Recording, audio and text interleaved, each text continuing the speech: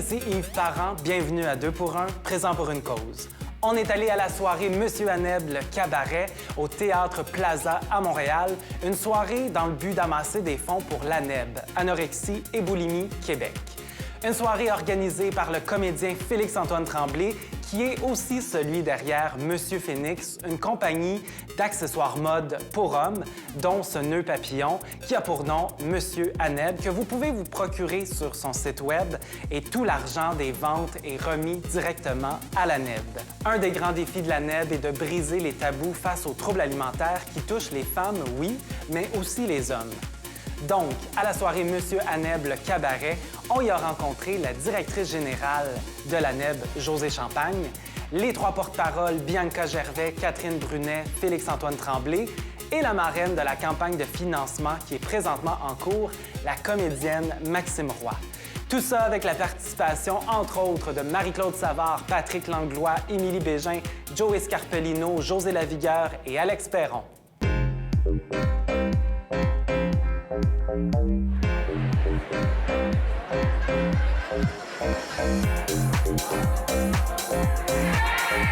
On est en compagnie de Josée Champagne, directrice de l'Aneb. Donc, on va y aller avec les questions classiques. Oui. Qu'est-ce que l'Aneb, votre mission? ANEB, c'est un organisme à but non lucratif qui vient en aide à des personnes qui souffrent de troubles alimentaires ainsi que leurs proches. Donc, notre mission, c'est vraiment de garantir un aide qui est ponctuelle, gratuite et spécialisée à toutes ces personnes-là qui souffrent de troubles alimentaires, de près ou de loin. Et là, vous êtes en pleine campagne de financement, objectif 300 000 Absolument. C'est un objectif ambitieux, mais en même temps, il y a tellement de gens qui souffrent, qui sont seuls avec leur souffrance, qu'on pense que il faut avoir cet objectif-là pour aller chercher ces gens-là et offrir plus de services dans différentes régions à travers le Québec. Un autre drôle! Bonne soirée! Yo!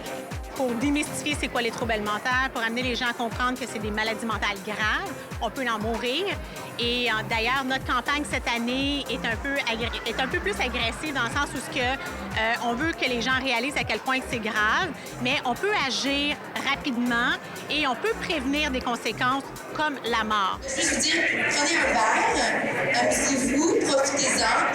Ce n'est que le début de la soirée. Il y a beaucoup de gens qui souffrent en silence et il y a encore tellement de gens qui pensent que les troubles alimentaires, c'est des caprices, qu'on veut juste ressembler à quelqu'un dans les revues, mais c'est tellement pas ça parce qu'il y a tellement une grande souffrance qui entoure les troubles alimentaires et il y a tellement de conséquences graves sur l'état psychologique, physique, mais aussi l'entourage.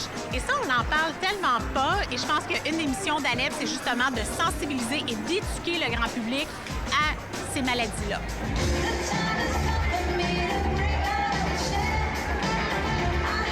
Des événements comme Monsieur Aneb contribuent à augmenter les services et à rejoindre plus de monde qui ont besoin d'aide et qui souffrent seuls.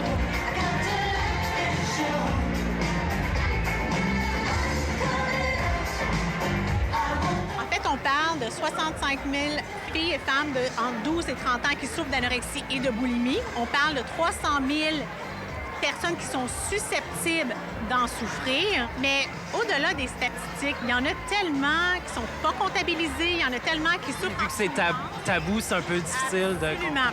Et les hommes aussi en souffrent, et ça, on n'en parle pas. Dans la littérature, on parle environ de 5 à 10 et moi, je pense que c'est tellement plus que ça. Et je pense que c'est ces gens-là qu'il faut aller sensibiliser parce qu'il y a de l'aide qui existe et ANEB est là pour les aider.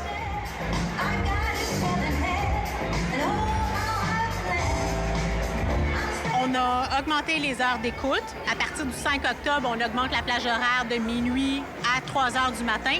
C'est souvent des moments où on se retrouve seul à la maison avec notre souffrance. On n'a pas de professionnels qui nous entourent. Donc, vraiment un moment très important où les gens sont en crise. Et on a aussi augmenté la fréquence des groupes de soutien.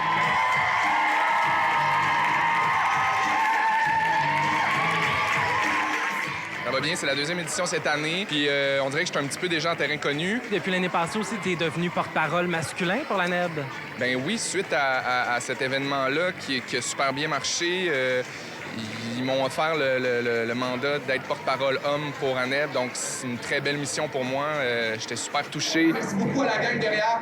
Il faut que vous sachiez d'emblée que cette soirée-là est possible grâce à tous ces gens-là qui disent oui au départ. Après ça, la soirée se construit autour de ça. C'est une cause qui est super importante. Moi, quand ils m'ont demandé, en fait, ils ont remarqué que je retweetais, j'encourageais beaucoup la cause. Ils m'avaient demandé de participer à l'événement. Il y a une nouvelle qui s'est confirmée lundi passé. J'aimerais remercier Maxime Roy, qui est maintenant la marraine de la campagne. Puis ils m'ont demandé d'être marraine. Parce que moi, c'est quelque chose que, oui, j'ai un peu vécu, mais c'est surtout autour de moi. J'en vois beaucoup, de plus en plus.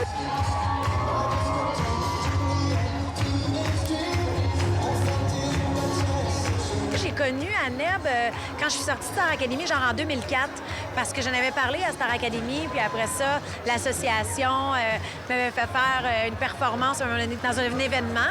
Mais là, d'année en année, je trouve qu'on commence à en entendre beaucoup plus parler, puis je suis contente parce qu'il faut en parler. J'avais comme 19-20 ans quand j'ai commencé avec ANEB, 19 ans, je pense. Puis j'ai réalisé qu'il y a quelque chose qui allait pas bien dans la société, dans la vie en général, par rapport à l'image des femmes, puis par rapport à l'image qu'on nous envoie constamment des mannequins qui est pas réelle. Puis j'ai compris que j'étais pas toute seule à pas me sentir bien dans ma peau. Je lisais un article la semaine dernière où on parlait de jeunes qui ont 15, 16 ans, 17 ans, qui s'entraînent à l'extrême, qui font des diètes extrêmes. C'est correct d'être en santé, c'est correct de faire du sport, c'est correct de vouloir bien se nourrir, c'est correct d'avoir avoir envie d'être beau, ça, il n'y a pas de problème là-dessus. C'est quand ça devient une obsession et quand on a peur de ce que les gens vont dire de nous, là, on n'est plus dans la bonne affaire.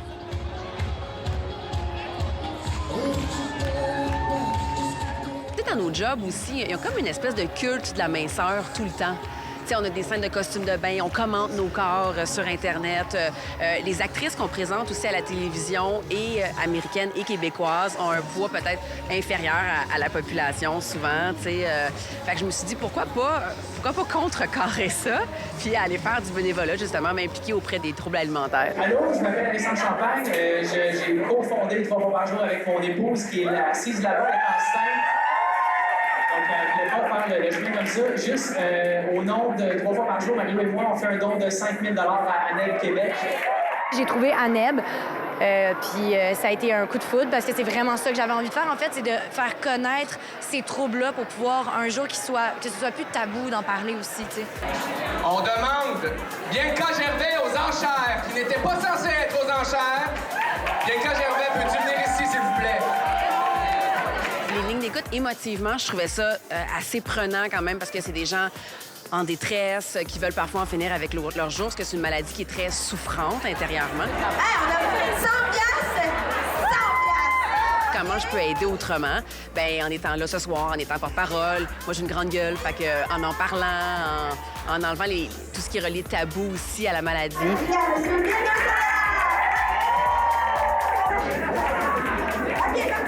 On n'est pas loin de 125. Si on compte coiffeurs, maquilleurs, stylistes, les artistes, les danseurs, les gens qui sont là, d'ANEB et tout, c'est incroyable. Ça n'a pas de sens. T'as décroché le téléphone et t'as appelé tout ce monde-là. Ouais. Je suis rochant, hein? L'année prochaine, ça va être vous, à la maison. On perd rien à essayer, hein? Puis moi, j'ai pas envie de faire les affaires comme tout le monde. Fait que je cogne aux portes les gens que je connais, les gens que j'aime, les gens de qui j'ai envie de m'entourer, que je sais qu'ils vont être utiles pour faire élever ce produit-là, qui est cette soirée bénéfice. Après ça, si le monde me trouve fatigant, je m'en fous. Les filles, au pire, c'est fou, là. Mais donc, toi, t'avais 100 piastres, t'avais 100 piastres, t'avais 100 piastres. 100 piastres, vous avez Joey, donne-deux. Félix, qu'est-ce que tu peux donner, toi? Ben, moi, je fais une danse. Et Félix danse. Félix, c'est un gars de cœur. Puis quand il veut quelque chose, habituellement, il y arrive, mais il arrive de façon très professionnelle. Donc, notre but là-dedans, c'est bien de le conseiller. T'sais, qu'est-ce qu'on fait? Parce que la communication, tu la sais, toi, tu es sur le web. Donc, la communication est rendue sur le numérique aussi. Ramasser de l'argent, c'est important, mais la portée de l'organisme, puis tout ça, ce qui a été créé, le hashtag, le tweet wall, puis tout ça, c'est ce qui va faire voyager aussi les photos, la cause, la soirée. Fait que c'est sûr que c'est très important ce que vous faites aussi, puis je vous aime beaucoup. Moi, j'offre une danse en haut, dans la loge. Dans un beau privé? Ah, mais attends! Une visite de la loge. Tous les artistes en bas sont en train de changer. Il y a les gens qui souffrent de troubles alimentaires, mais il y a les victimes collatérales, les familles, les proches qui souffrent autant différemment, mais les gens souffrent aussi. 500? 500? La NEB est là pour aller chercher des ressources pour le soutien aux proches, les lignes d'écoute, aller chercher des ressources s'il y a des gens près de vous. Chandail! Allez, un peu d'encouragement! On est démunis, on ne sait pas comment réagir, il y a des affaires qui se disent pas, il y a des façons de dire les choses. Les troubles alimentaires, généralement, c'est une maladie mentale, ça doit être soigné et ne pas être pris à la légère. Donc, c'est pour ça qu'on se tient ce soir. Merci aux dons. Merci d'être ce soir en passant. À vous, c'est le fun, hein? Chaque fois, c'est agréable. Merci tout le monde! Tu le fais pour ta maman. Je le fais pour ma maman qui a souffert de troubles alimentaires longtemps aussi. Aujourd'hui, elle va beaucoup mieux. Puis c'est sûr que cette cause-là est super importante. Puis aujourd'hui, on fait un petit pas encore vers l'avant. Joey, j'ai ton chandail. Hey, vous l'avez gagné, les filles! On va aller voir les généreuses donateuses. L'année passée, 500. Cette année encore, 500. Donc, t'es stable dans ta valeur. Excuse-moi, t'es là. Oui, je suis super content. J'ai été anorexique plus jeune, aussi à 10 ans. Fait que je venais de sortir de ça quand j'ai commencé à être connu. Ce qui était comme un switch bizarre un peu. J'ai été étiqueté comme étant le beau gars, jeune, puis c'est sûr que étant anorexique, puis ça reste toujours un... Ça te mettait de la pression. Ouais, j'ai vraiment eu de la misère à gérer ça pendant un bon bout. Je dirais qu'à partir de mes 18 ans, j'ai commencé à comprendre comment tout ça fonctionnait, comment me gérer, en fait. Puis ça va vraiment mieux depuis ce temps-là, mais pendant un bon 4-5 ans, là, j'ai vraiment eu de la misère. Ouais. Je faisais de la gymnastique à haut niveau, moi, de la gymnastique artistique. Et c'était vraiment par perfectionnement. Je me suis dit, je vais perdre un petit peu de poids. Peut-être que ça va être plus facile pour moi de faire certains mouvements. Tu vas chercher la perfection quand tu es rendu à haut niveau et tout ça.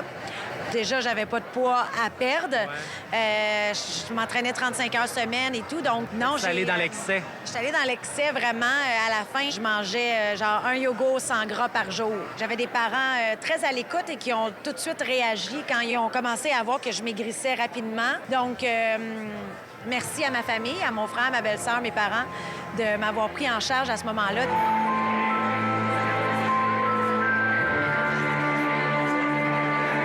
Il y a comme une espèce, je vais dire une hypocrisie en ce moment, je trouve, où on dit « Ah oui, acceptez-vous, soyez fiers de vous ». On commence à avoir des femmes plus rondes dans les revues. Il y a ça, puis en même temps, un soir de gala, tu regardes Facebook, tu regardes Twitter, et c'est une avalanche de commentaires vraiment pas sympathiques.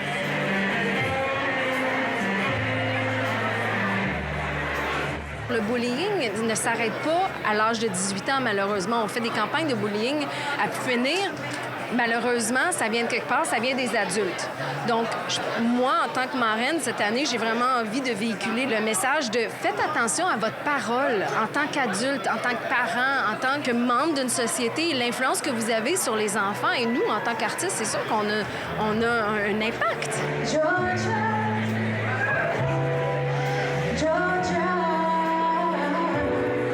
De plus en plus de vedettes d'Hollywood qui veulent plus se faire retoucher. Il y a comme un beau mouvement. C'est un mouvement sain, le fun, de bonne humeur, qui dit « Moi, je fais 5 pieds 1. Moi, je fais 6 pieds 2. Moi, je pèse tant. » Puis on est beau, on s'accepte, on a du fun. Regarde, on est en train de défiler ici ce soir. Puis on est à l'aise.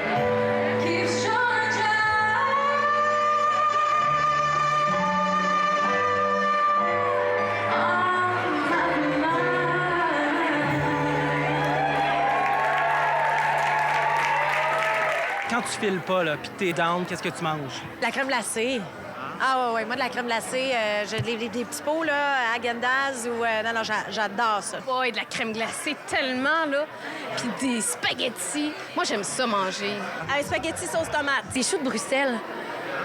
J'aime ça, mais je mets beaucoup trop de fromage. En fait, c'est du fromage au chou de Bruxelles. Je prends de la crème glacée avec du lait de coconut. Si vous venez chez nous, il y en a toujours au moins 10 pots dans mon frigidaire. Même quand je suis de bonne humeur, je mange un spaghetti sauce tomate. Ça, j'en mange pas mal tout le temps. Des fois, je fais semblant que je fais le down juste pour avoir le droit d'en manger. La crème glacée. Mais j'en mange même quand je suis de bonne humeur. Moi, là, passer à travers un sac de chips, je n'ai aucun remords. Une tablette de chocolat fleur de sel.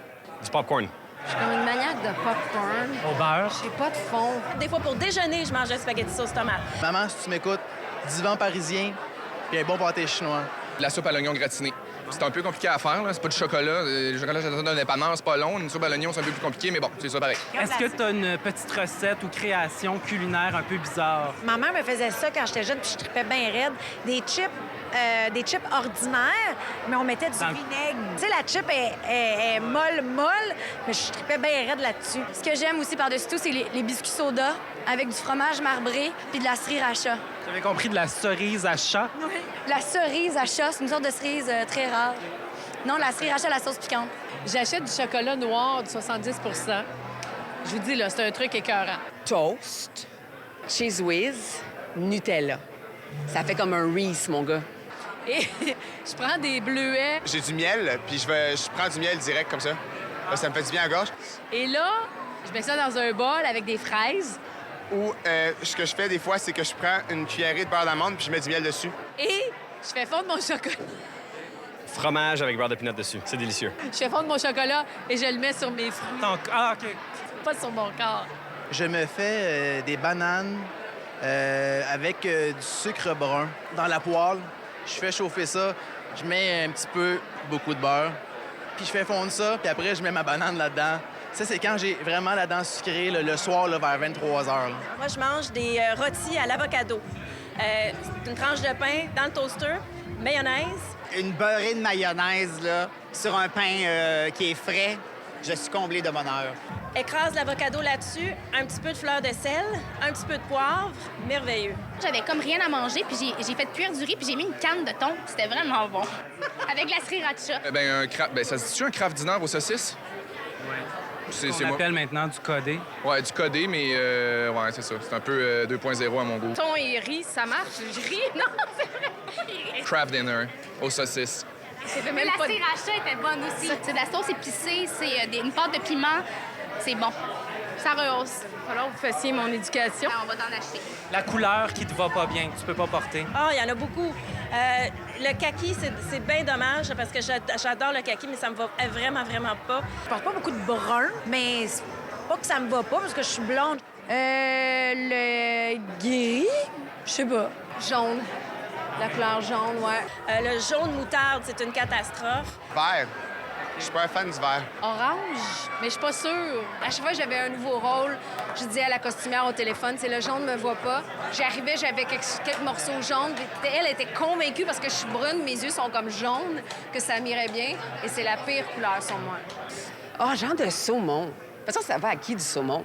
Combien d'années j'ai porté du corail en pensant que ça m'allait à merveille? Bien, c'est sûr que le fluo, je trippe pas. Le lilas ne me va pas du tout. Pourtant, je suis allée au Galartis avec une robe lilas.